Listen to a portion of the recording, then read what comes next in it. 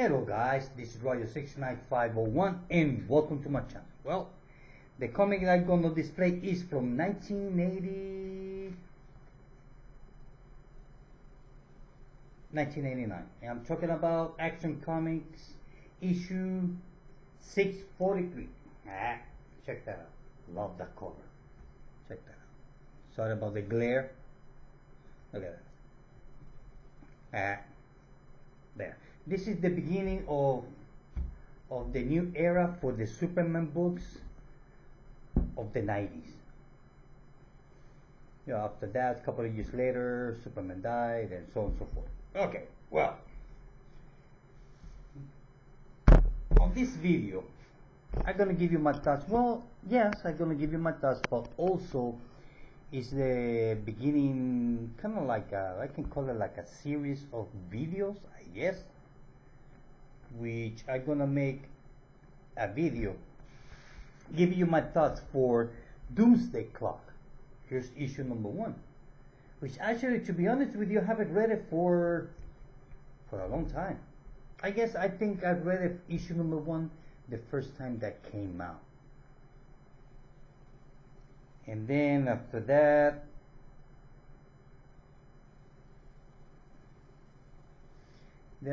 all the issues can start to come in late, like one every 2 or 3 months or so. So I kept buying the single issues, but I stopped reading it until I am up to issue number 6. So once I have 6 issues, that's when I decide to read the first 6, since it's a 12 issue miniseries or maxi series. So now I got the 6th issue. I already read it, and I'm gonna make a video giving my thought for each single chapter of Doomsday Clock. And the first one is, well, issue number 1. And I put this here. Okay. Well, the book seems like back in 1992. The world is right on the verge of World War III. That's it. That's the whole thing. The president of the United States, well, according to the story, well, it seems like he's a little bit of a wussy. At least that's what the writer's trying to. At least that's why I understood, that the president doesn't look too presidential. So anyway, so back to the story. So the story after that, we see Rostars. How is hard for me to pronounce his name?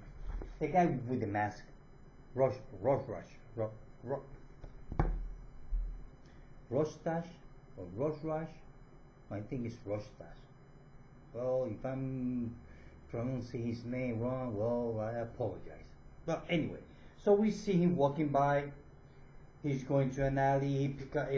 He goes inside of a prison just to liberate the marionette and her husband, the mime. You know, when I was reading this, I was like, okay, what this is about. The thing is that, according to the story,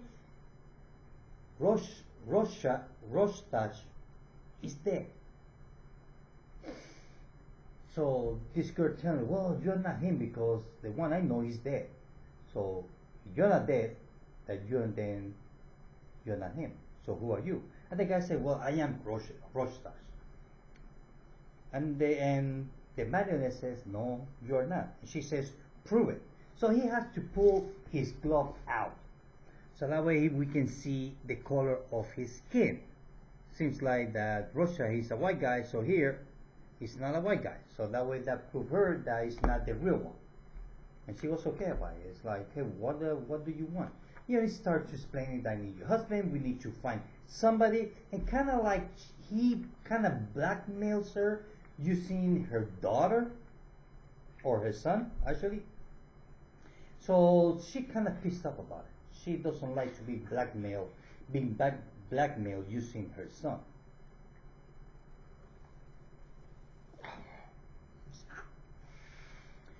So and then we see that there's a prison break. Everybody is leaving the prison.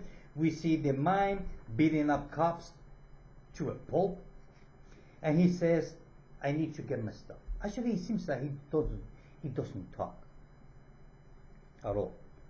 So so he goes to the locker and pick up his stuff. The thing is that everything that he picks up is not there. It's kind of like his name says, his mime. So he miming. I guess I don't know if that's the correct term, but at least miming. I don't know. I don't think that's correct.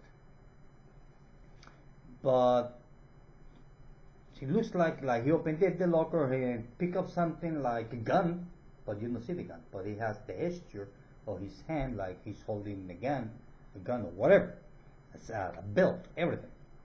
So they just leave, and the whole story goes between Rockstars and the mime and his wife, the marionette. So they are in search for someone else, the guy. They finally reach, and that guy happens to be Ozymandias, as we see here. The thing is that I will assume that Ozymandias shows up.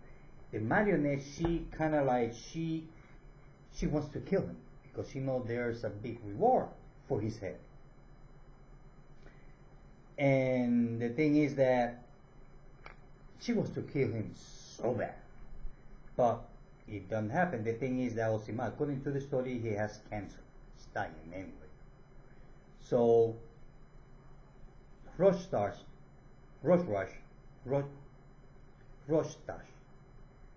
I'm gonna call him Rush. Simple. So he asking for his help to search for Dr. Manhattan. But this whole issue goes between those four characters: Rush, Ozymandias, Marionette, and Mime. That's it. The whole story goes there through those four characters. So basically the whole story goes explaining what he's been doing, the things going on around the world, or what's happening, and then from there we move to Metropolis, where we see Superman sleeping. At least he's trying to sleep. Well, he's sleeping. The thing is that he's having a nightmare.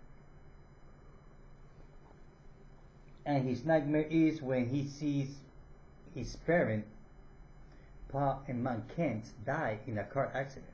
Because as far as we know, in the current universe, Superman's parents both are dead. And they die on a car accident. So here he's kind of like, he's dreaming the accident of his parents the moment that they die in that car accident. So, as we can see here, check that out.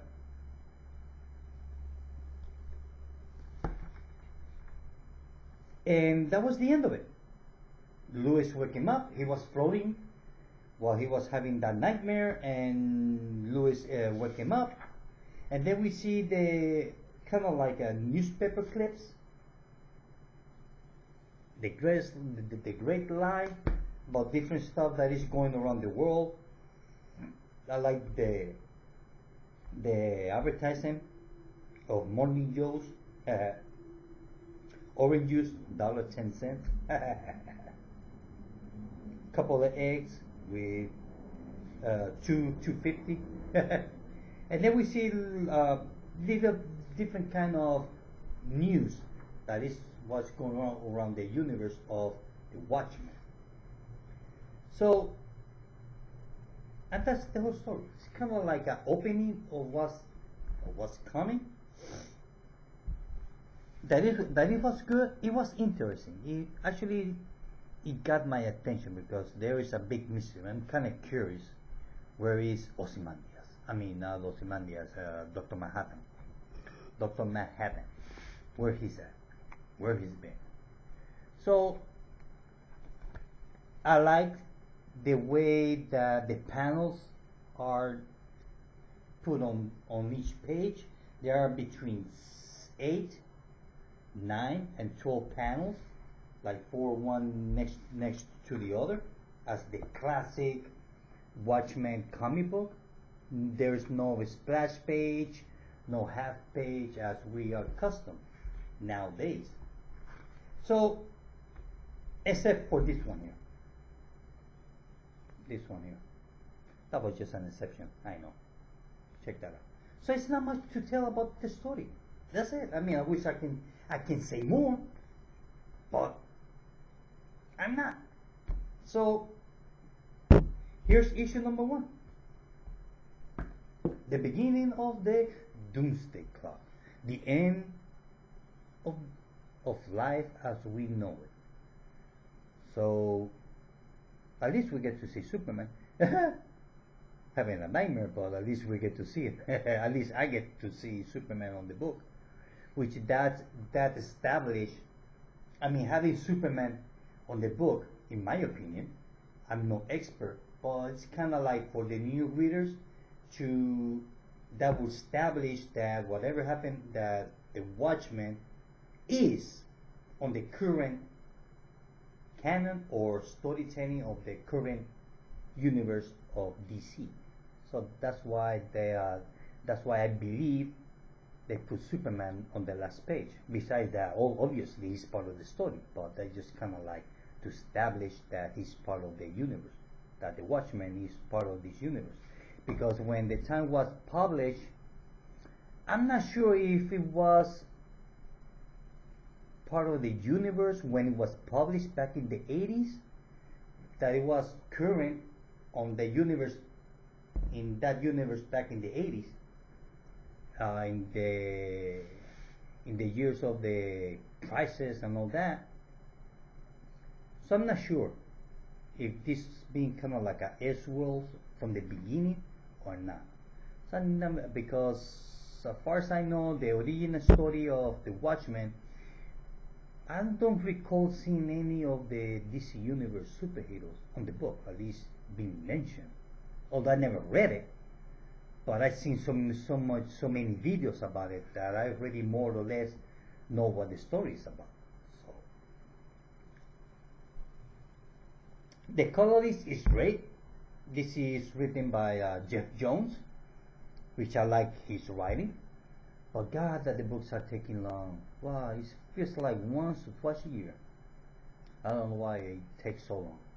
Maybe it's the artist or maybe it's the writer. I don't know. Whatever the reason is, they better get the stuff together. At least I got 6 issues. I'm waiting for issue number 7 that is on the mail. So that was issue number 1, and I will give it 4 out of 5. It wasn't great.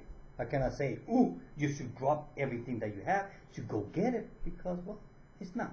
Now, one thing I'm going to say before I say goodbye is that if you have